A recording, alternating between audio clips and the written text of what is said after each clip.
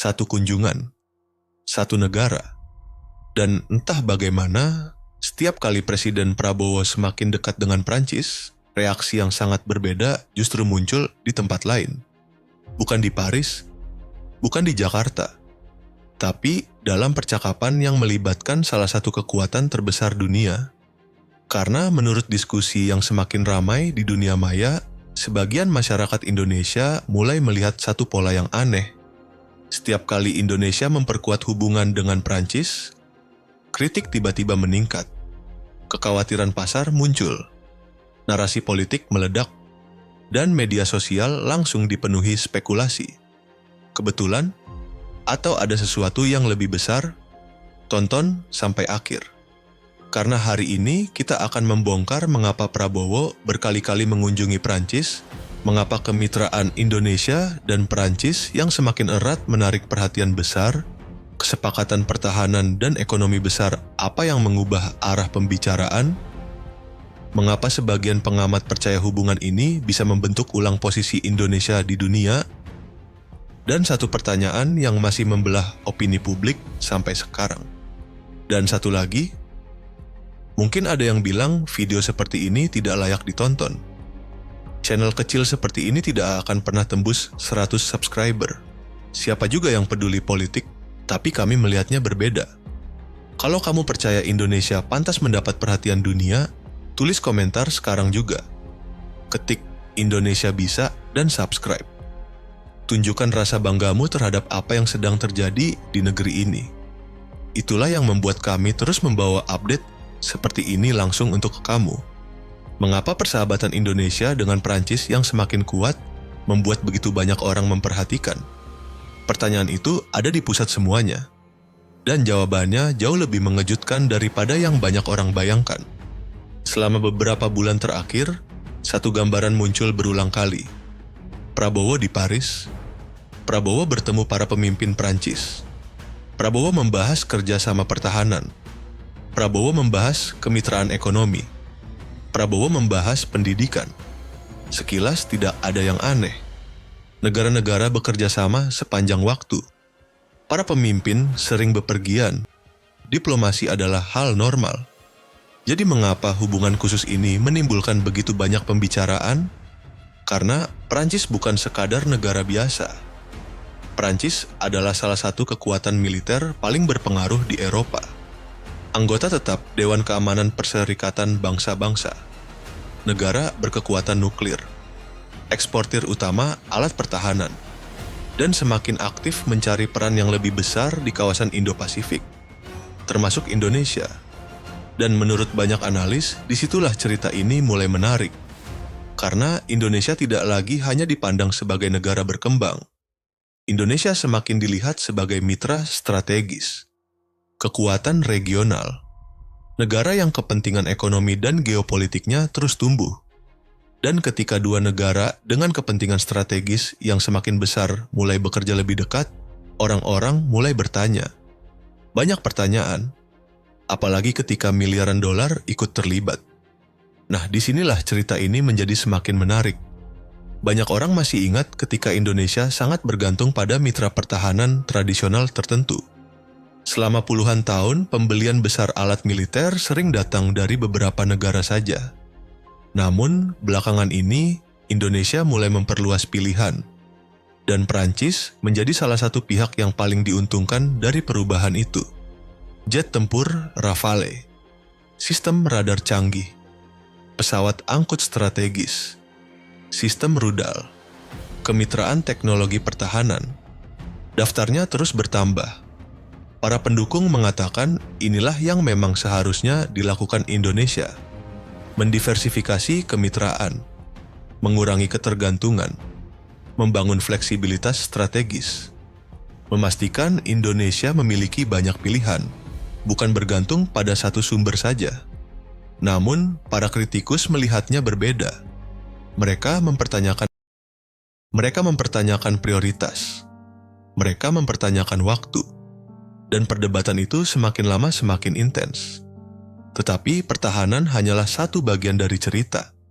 Yang sering dilupakan banyak orang adalah bahwa pembicaraan antara Indonesia dan Prancis jauh melampaui kerja sama militer. Kita bicara tentang investasi, perdagangan, teknologi, pendidikan, kerjasama sains, proyek energi, peluang infrastruktur, dan kemitraan ekonomi jangka panjang. Dengan kata lain, ini bukan satu kesepakatan tunggal. Ini adalah sebuah hubungan strategis yang utuh. Dan hubungan sebesar ini secara alami menarik perhatian dari seluruh dunia. Sekarang kita berhenti sebentar. Karena di bagian ini, banyak penonton mungkin tidak setuju. Sebagian orang berkata, kenapa semua ini penting? Ini cuma diplomasi. Setiap presiden juga bepergian, pertanyaan yang wajar. Tapi inilah alasan mengapa banyak pengamat menganggapnya penting. Sistem global sedang berubah. Dunia semakin bergerak menuju tatanan multipolar.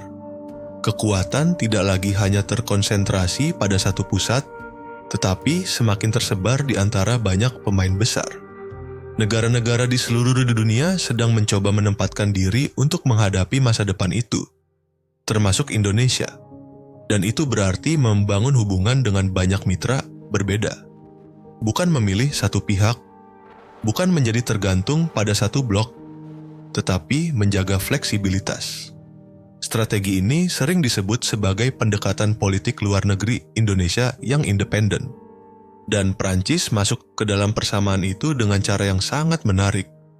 Karena Prancis sendiri semakin menekankan kemandirian strategis, terutama di Eropa, terutama dalam isu keamanan global, terutama dalam diplomasi internasional.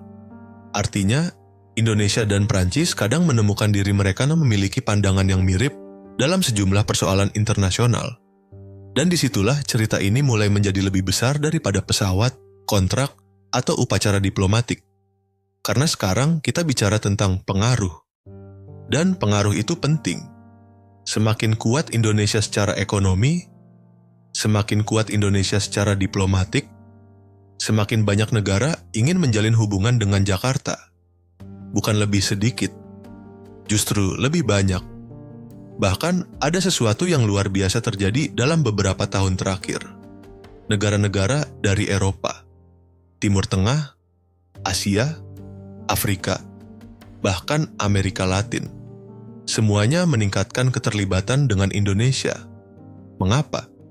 Karena potensi masa depan Indonesia sangat besar. Populasi yang sangat besar. Lokasi geografis yang strategis. Sumber daya alam melimpah. Kapasitas industri yang terus tumbuh. Dan peran dalam urusan global yang semakin cepat berkembang. Banyak proyeksi menyebut Indonesia bisa menjadi salah satu ekonomi terbesar dunia dalam beberapa dekade ke depan. Kemungkinan itu mengubah segalanya, karena negara-negara tidak berinvestasi besar-besaran di tempat yang mereka anggap tidak punya masa depan. Mereka berinvestasi di tempat yang mereka lihat memiliki peluang. Dan semakin hari semakin banyak negara melihat peluang itu di Indonesia. Prancis tampaknya menjadi salah satunya. Dan ini membawa kita kembali pada pertanyaan yang memulai seluruh pembahasan ini. Mengapa setiap perkembangan besar Indonesia dan Prancis selalu menimbulkan begitu banyak reaksi? Mungkin jawabannya sebenarnya bukan tentang Prancis. Mungkin jawabannya tentang Indonesia. Mungkin yang sedang direaksi orang bukan siapa mitra Indonesia, tetapi Indonesia sedang menjadi apa? Negara yang lebih percaya diri, negara yang lebih berpengaruh, negara yang semakin mampu mengambil keputusan independen berdasarkan kepentingannya sendiri. Dan jika itu benar, maka masuk akal mengapa perkembangan ini menarik begitu banyak perhatian. Karena setiap kali sebuah bangsa menjadi lebih kuat, lebih terlihat, dan lebih berpengaruh, orang-orang pasti memperhatikan. Pendukung merayakan, kritikus mempertanyakan, pengamat menganalisis, pesaing memperhatikan. Dan diskusi menjadi semakin keras, jauh lebih keras. Tapi kita belum selesai. Karena bagian berikutnya dari cerita ini mungkin adalah bagian yang paling penting. Apa sebenarnya yang sudah Indonesia dapatkan dari hubungan-hubungan yang semakin kuat ini? Proyek apa saja yang sudah berjalan? Kesepakatan apa saja yang sedang diterapkan? Dan mengapa sebagian analis percaya posisi internasional Indonesia bisa terlihat sangat berbeda 5 tahun dari sekarang dibandingkan hari ini? Jawabannya menunjukkan gambaran yang jauh lebih besar daripada yang biasanya terlihat di judul-judul berita. Dan jawaban itu mungkin akan mengubah total cara kamu melihat peran Indonesia di dunia.